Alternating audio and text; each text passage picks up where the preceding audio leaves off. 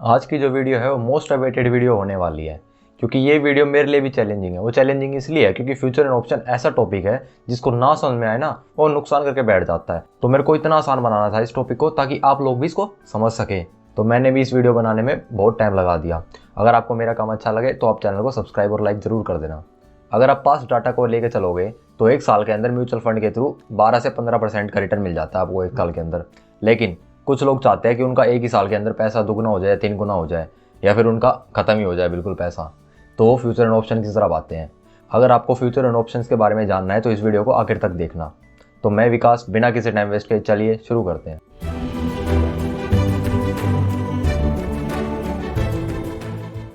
देखो, future and options को समझने से पहले हमारे पास एक टर्म आ जाती है, वो है डेरिवेटिव्स। अब डेरिवेटिव होती क्या है? डेरिवेटिव जो होते हैं वो 4 तरह के होते हैं, लेकिन उसका टाइप बताने से पहले मैं आपको डेरिवेटिव की परिभाषा बताना चाहता हूँ, उसकी डेफिनेशन। मान लो आप और एक आपका दोस्त है, दोनों सेम लेवल के हैं, जहाँ भी जाते हो दोनों को सेम प्रेफरेंस मिल दी जाती है। ऐसा नहीं है कि उसको ज़्यादा प्रेफरेंस दी जाएगी, आपको कम दी जाएगी। लेकिन मान लो वो आप डीएम बन जाता है। अगर वो डीएम बन जाता है तो आपकी पर्सनैलिटी जो है ना ऑटोमेटिकली इंप्रूव हो जाएगी। क्यों? आप नाम चलेगा हाँ यार उसका दोस्त है। तो ये क्या हो गया, आपकी वैल्यू किस पे डिपेंड करती है? आपके दोस्त पे। अगर वो डीएम नहीं बनता तो आपकी वैल्यू वही रहने वाली है, लेकिन आपका दोस्त डीएम बन चुका है तो आपकी वैल्यू इंक्रीज हो जाती है। ऐसे ही दूसरा एग्जांपल ले लेते हैं। मान ले आप नींबू का जूस पीने गए। अब नींबू का जूस का रेट कौन डिसाइड करता है? नींबू। अगर नींबू सस्ते हैं, नींबू का जूस जो है वो सस्ता मिलेगा, और अगर नींबू महंगे हो जाते हैं तो नींबू का जूस महंगा मिलेगा। तो ये हो जाते हैं डेरिवेटिव। डेरिवेटिव वो चीज़ हो जाती है जो जिसकी खुद की कोई वैल्यू नहीं होती, वो दूसरों से अपनी वैल्यू निकाल के देता है। जैसे नींबू का जूस की कोई खुद की वैल्यू नहीं थी ना, वो किस पे डिपेंड करती थी? नींबू पे। सेम ऐसे ही डेरिवेटिव्स होते हैं। डेरिवेटिव की खुद की कोई वैल्यू नहीं होती, वो दूसरों पे डिपेंड करते हैं। अब 4 तरह के हमारे पास डेरिवेटिव आ जाते हैं, जिसमें से 2 हमारे काम के होते हैं और 2 हमारे काम के नहीं होते हैं। देखो, सबसे पहले जो डेरिवेटिव आता है हमारे पास वो आता है फ्यूचर्स, सेकंड है फॉरवर्ड, और थर्ड है ऑप्शंस, और लास्ट स्वैप। ये 4 तरह के हो जाते हैं, जिसमें से फ्यूचर एंड ऑप्शंस हमारे रिटेल के लिए होता है। बाकी जो 2 रह गए वो बड़ी कंपनियां, बड़ी इंस्टीट्यूशन के लिए हो जाते हैं। अब इनको समझ लेते हैं करके।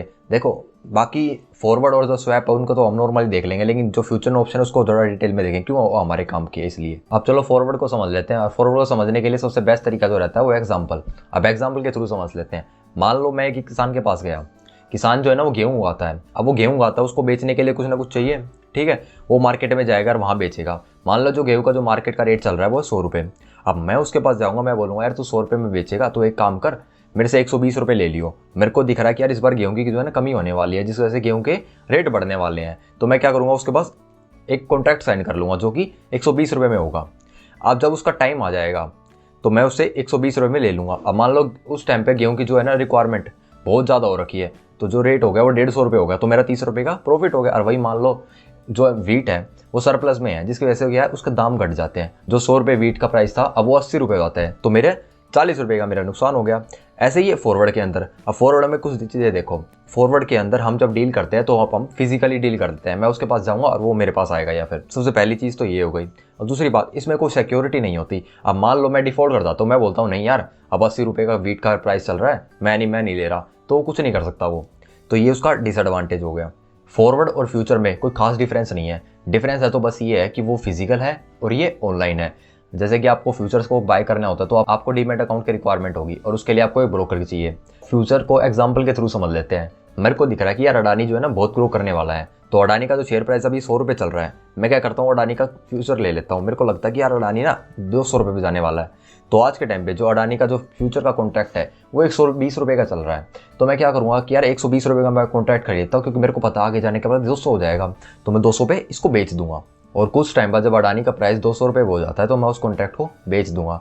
अब पहले जैसे मैंने आपको बताया कि वहाँ पे सिक्योरिटी नहीं होती, लेकिन यहाँ पे सिक्योरिटी होती है। यहाँ जो एक्सचेंज बैठे हैं ना, BSE और NSE, नेशनल स्टॉक एक्सचेंज और बॉम्बे स्टॉक एक्सचेंज।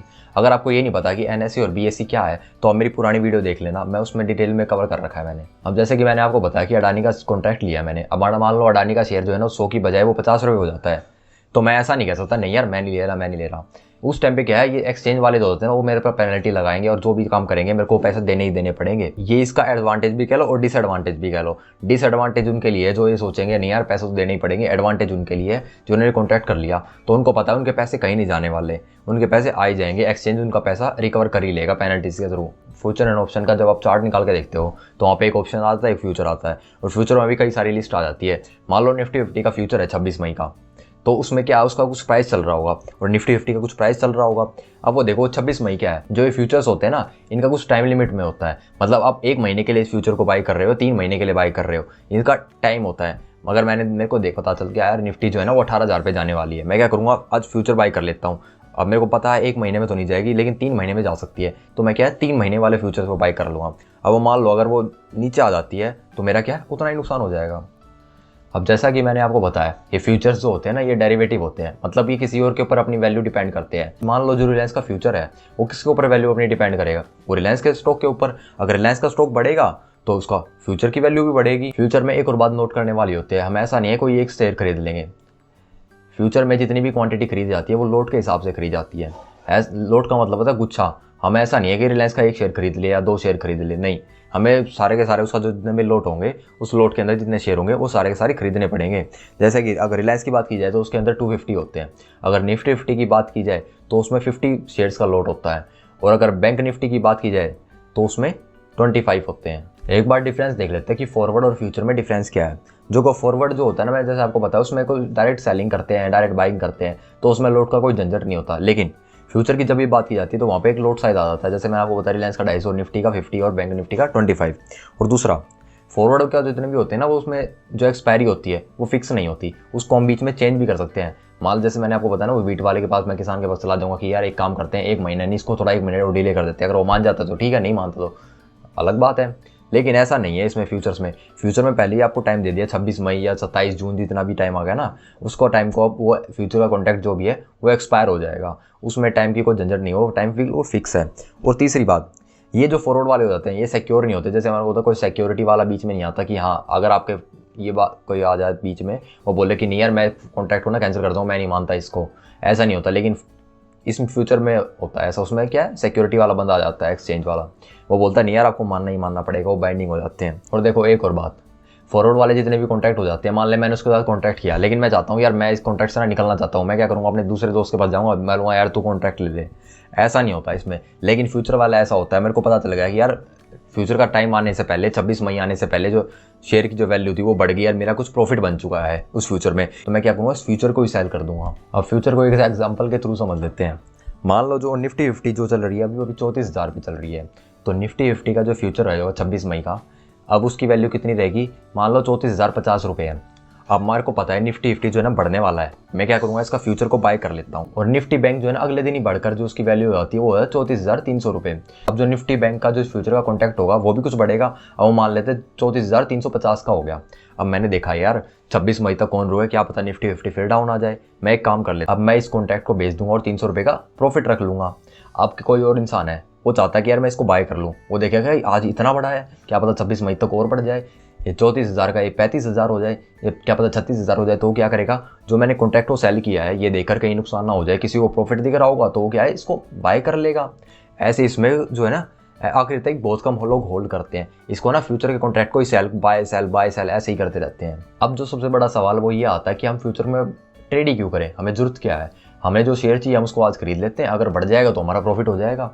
देखो सबसे बड़ा जो इसमें एडवांटेज है वो ये है कि इसमें मार्जिन बहुत ज़्यादा मिल जाता है आपको। मान लो निफ्टी 50 जो अभी चल रही है वो 15,000 पे चल रही है, निफ्टी का जो लोट का साइज होता है वो कितना होता है 50, उसके अंदर कितनी क्वांटिटी आ जाती है 50। मान लो अब मेरे को निफ्टी को सेल करना है, मेरे पास अगर मान लो 75,000 रुपये हैं, 15 पंजे 75, तो सिर्फ मैं 5 क्वांटिटी सेल कर सकता हूँ। मैं निफ्टी को ना फ्यूचर के थ्रू ट्रेड करने की कोशिश करता हूँ। जब मैंने देखा कि अरे वाह ये तो मार्जिन देते हैं, ये क्या करते हैं सिर्फ जितना भी आपको पास अमाउंट है ना उसका 10% ही आपको रखना पड़ता है, मतलब आप 10 गुना ज़्यादा लीवरेज ले सकते हो।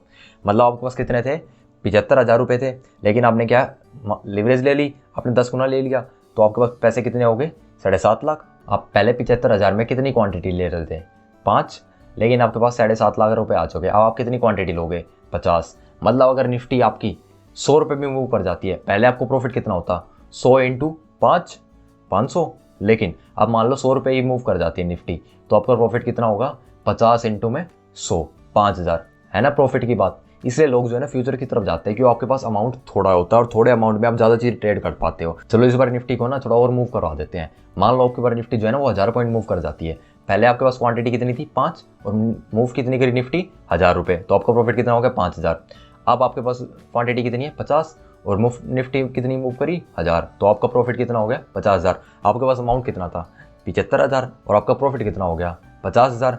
लगभग आपका जो है ना अमाउंट और डबल होने के पास आ चुका है एक ही दिन के अंदर। इसलिए लोग जो है ना फ्यूचर की तरफ जाते हैं। अब देखो सबसे बड़ा नुकसान क्या है इसका, मान लो अब निफ्टी जो है ना 1000 पॉइंट डाउन आ जाती है, आपका जो पहले नुकसान कितना होगा 5000 का और अब नुकसान कितना होगा 50000 का। आपके पास थे कितने 75, आपके पास कितने बचेंगे सिर्फ 25000। मतलब एक ही दिन में जो है ना आपकी जेब पूरी खाली हो सकती है। इसलिए फ्यूचर्स को ट्रेड कर देते हैं, आपको बहुत सावधानी रखनी पड़ती है, बहुत पेशेंस रखना पड़ता है, बहुत समझना पड़ता है। अब देखो जो तीसरा डेरिवेटिव हमारे सामने आता है वो है स्वैप। अब स्वैप में देख लेते हो स्वैप में होता क्या है। मान लो मेरे को वॉली खेलनी है, लेकिन मेरे कॉलेज में ना क्रिकेट का सामान मिलता है, लेकिन मेरा दोस्त जो है ना उसको क्रिकेट खेलना है, लेकिन उसके कॉलेज के अंदर ना वॉली का सामान मिलता है। तो हम दोनों के बीच में ना एक तीसरा बंदा आएगा, सी पार्टी आ जाएगी, वो बोलेगी यार एक काम करो, तेरे को वॉली खेलनी है ना, मैं कहा हाँ खेलनी है। वो बोलेगा जा ठीक है, हमने कॉलेज से ना क्रिकेट का सामान लिया। ऐसे ही उसको बोलेगा कह रहा है तेरे को क्रिकेट खेलना है ना, जब आपने कॉलेज से वॉली का सामान लिया है। वो वॉली का सामान वहाँ से लाएगा, मैं क्रिकेट का सामान यहाँ से लाऊंगा, हम इसको दे देंगे और ये क्या करेगा आपस में एक्सचेंज करा देगा। ये है स्वैप सिस्टम। ये हमारे काम का नहीं है, ये बहुत सारे जो इंस्टीट्यूशन है ना जिनको इंटरेस्ट वाला कुछ लेन देन करनी होती है तो वो हाँ काम आता है। हमारे जो काम आता है ना वो ऑप्शंस। अब फ्यूचर कॉन्ट्रैक्ट तो हमने देख लिया, अब आती है ऑप्शंस की। मान लो आपको एक फ़ोन लेना है, आपने तो आपके दोस्त ने आपको बताया कि जो है ना सरकार जो है ना अगले महीने टैक्स बढ़ाने वाली है फ़ोन के ऊपर। तो आप दुकान के पास जाओगे, आप बोलोगे यार फ़ोन चाहिए मेरे को, वो बोलेगा ठीक है ले लो भाई 10,000 का फ़ोन है। आप बोलोगे यार मेरे को अभी नहीं चाहिए, अभी मेरे पास पैसे नहीं है, मैं क्या करूँगा अगले महीने आऊँगा, अगले महीने ले जाऊँगा। वो बोलेगा ठीक है भाई अगले महीने ले जाना, लेकिन आपको पता है अगले महीने जो है ना रेट बढ़ने वाले हैं। तो आप क्या बोलोगे उसको, मैं बोलता हूँ यार एक काम कर, तू मेरे से 1000 रुपये ले ले और मेरा जो है रजिस्ट्रेशन आज के टाइम पे कर दे। वो बोलेगा चलो ठीक है आप अगले महीने आ जाना और आपके मैं एडवांस पेमेंट कर मान लेता हूँ 1000 रुपये आपने एडवांस पेमेंट दिए, बाकी 9000 रुपये आप अगले बार दे देना। अब उसको नहीं पता ना कि अगले महीने जो है ना रेट बढ़ने वाले हैं। अब जैसे ही सरकार ने टैक्स लगाया और वही फ़ोन की जो कीमत है ना वो 10,000 से बढ़ गया 15,000 हो गई। अब आप गए दुकान वाले के पास, कह रहा दे भाई मैंने कॉन्ट्रैक्ट किया था तेरे साथ, मैंने तेरे को 1000 रुपये भी एडवांस फीस दी थी, अब मेरे को फ़ोन दे दे। अब वो कॉन्ट्रैक्ट जो है ना वो बाइंडिंग है, अब उसको फ़ोन आपको 9000 रुपये देना ही पड़ेगा। 1000 आपने पहले दिए, अब 9000 रुपये आप और दोगे तो आपका फ़ोन जो है 10,000 का, तो आपको 5000 का प्रॉफिट हो गया। ये फ़ायदा होता है ऑप्शंस का। अब दूसरी बात, मान ले जो आपके दोस्त ने आपको न्यूज़ सुनाई थी कि जो सरकार जो है ना टैक्स लगाने वाली, वो ऐसा नहीं हुआ, बल्कि क्या हुआ कंपनी ने एक और नया फ़ोन लॉन्च कर दिया। लॉन्च करने की वजह से जो पुराने फ़ोन का जो पैसा था, जो उसकी वैल्यू थी वो और डाउन आ चुकी पुराने फ़ोन की वैल्यू। अब देखो पहले 10,000 का वो फ़ोन था, अब जो है ना 8,000 का हो गया है। अब आप दुकान वाले के पास जाओगे, बोलो कह रहा है यार छोड़ो यार 1000 रुपये का छोड़ो, मैं आपके पास 8,000 रुपये ऐसे ही फ़ोन ले लेता हूँ, आपकी 1000 रुपये की बचत होगी ना। तो फ्यूचर में ऐसा होता था, मैंने आपको बताया कि वहाँ पे जो कॉन्ट्रैक्ट कर लिया आपने वहाँ पे बाइंडिंग होता था, वहाँ पे आप उसको नकार नहीं कर सकते। लेकिन ऑप्शन के अंदर आपके पास एक ऑप्शन होता है कि आप चाहे तो आखिरी टाइम पे उसको नल एंड वॉइड भी कर सकते हो या फिर उसको अप्लाई भी कर सकते हो। आपने देखा कि यार एक काम करता हूँ मैं इस कॉन्ट्रैक्ट को ना लैप्स हो जाता हूँ, नल एंड वॉइड कर देता हूँ, खत्म कर देता हूँ, ताकि मेरा 1000 रुपये का नुकसान तो ना होए। तो ये ऑप्शंस के अंदर होता है। आप लोगों को लगेगा कि यार ऑप्शन तो अच्छा है और लेकिन फ्यूचर तो बेकार है, फ्यूचर में जो है ना खरीदना ही पड़ता है, चाहे फ़ायदे में हो चाहे नुकसान हो। ये तो अच्छा है, हमारा नुकसान सिर्फ 1000 का हुआ, अगर बढ़ जाता तो हमारा फ़ायदा बहुत सारा हो जाता था, लेकिन नुकसान तो सिर्फ 1000 का है। लेकिन ऑप्शन के अंदर एक और चीज़ हो जाती है, वो होता है प्रीमियम। जो मैंने उसको 1000 रुपये दिए दुकान वाले का, अब उसको एडवांस ना समझेगा, उसको प्रीमियम समझो। मैंने उसको 1000 रुपये दिए कि हाँ भाई ले भाई ये मेरी प्रीमियम ले ले और मेरी बुकिंग कर दे। ऐसा ही शेयर मार्केट में होता है ऑप्शन में मैंने आपको जैसे कि बताया कि फ्यूचर्स में क्या होता था, कॉन्ट्रैक्ट बाइंडिंग होता था, लेकिन ऑप्शन में ऐसा कुछ भी नहीं है। अब देखो ऑप्शन जो है ना कई लोगों के लिए फ़ायदेमंद भी हो सकता है, कई लोगों के नुकसान में भी हो सकता है। लेकिन मैं आपको बता दूं प्रीमियम की वैल्यू जो है ना वो फिक्स नहीं रहती। जैसे उसमें फ्यूचर कॉन्ट्रैक्ट की वैल्यू फिक्स नहीं रहती थी ना, इसमें प्रीमियम की वैल्यू फिक्स नहीं रहती थी। वहाँ पे फ्यूचर कॉन्ट्रैक्ट के अंदर जो फ्यूचर की वैल्यू होती थी वो उस शेयर के ऊपर डिपेंड करती थी, उस स्टॉक के ऊपर डिपेंड करती थी। लेकिन इन ऑप्शंस के अंदर जो प्रीमियम की वैल्यू होगी वो टाइम के ऊपर डिपेंड करेगी। मान लो अब निफ्टी 15,000 रुपये चल रहा है और हमें पता है कि यार निफ्टी कभी ना कभी तो जरूर बढ़ेगा। मान लो एक महीने का जो प्रीमियम है वो 100 रुपये है, मतलब आप 100 रुपये का उसको प्रीमियम दे दो और निफ्टी वहाँ से जितना भी बढ़ेगी वो आपका प्रॉफिट हो गया। मान लो निफ्टी जो है ना एक महीने में 16,000 रुपये पहुँच चुकी है, आपने ऑप्शन का कॉन्ट्रैक्ट कितने में खरीदा था 15,000 रुपये और प्रीमियम कितना दिया था 100 रुपये, मतलब आपने 100 रुपये तो आपकी लागत हो गई, मतलब 100 रुपये आपकी कॉस्ट हो गई और बढ़ा कितना है 1000 रुपये। 100 1000 में से आप 100 माइनस करोगे तो आपकी 900 रुपये का जो है वो प्रॉफिट हो गया है। अब एक चीज़ ध्यान से सुनना, जो एक महीने का जो प्रीमियम मैंने आपको बताया वो 100 रुपये है। अगर एक महीने का ना हो गया, अगर आपको एक साल का प्रीमियम पूछा जाए तो ये बताओ प्रीमियम बढ़ेगा या घटेगा?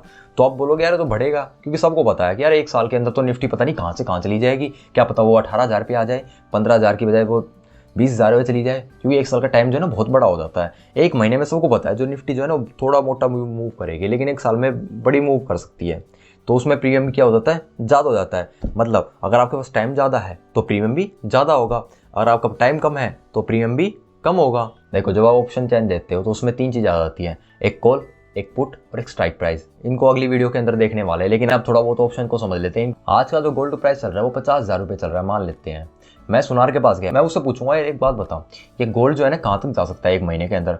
उसने बताया कि 52,000 से ऊपर नहीं जाने वाला। मैं उसको बोलूँगा चल अच्छा ठीक, एक काम करते हैं, 52,000 से जितना रुपये भी ऊपर जाएगा उतने रुपये तू मेरे को देगा।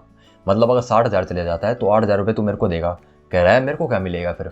मैं एक काम करते हैं, अगर 52,000 तक नहीं गया, उससे नीचे रह जाता है, चाहे 1 रुपया भी रह जाता है, मैं तेरे को 1,000 रुपये दूंगा। वो बोला चलो ठीक है। ये जो मैंने 1,000 रुपये बोला ना ये है प्रीमियम, और जो मैंने ये बोला ना 52,000, 60,000, 50,000, ये सारे के सारे क्या है, ये स्ट्राइक प्राइस है। अब मान लेते गोल्ड का प्राइस जो है ना 50,000 चला जाता है, तो मैंने क्या बताया था कि यार ऊपर जाएगा प्रॉफिट होगा और नीचे जाएगा तो लॉस होगा, लेकिन ये क्या है 50,000 पे आ गया तो 2,000 का मेरे को नुकसान होना चाहिए था। लेकिन मैंने क्या है ऑप्शन दे रखा कि यार जितना भी नीचे रहेगा ना मैं तेरे को सिर्फ 1,000 रुपये दूंगा। मतलब मेरा लॉस जो है ना वो लिमिटेड है, लेकिन मेरा प्रॉफिट अनलिमिटेड है। मान लो गोल्ड जो है ना एक महीने में 70,000 हो जाता है, तो मेरा प्रॉफिट कितना हो गया 18,000।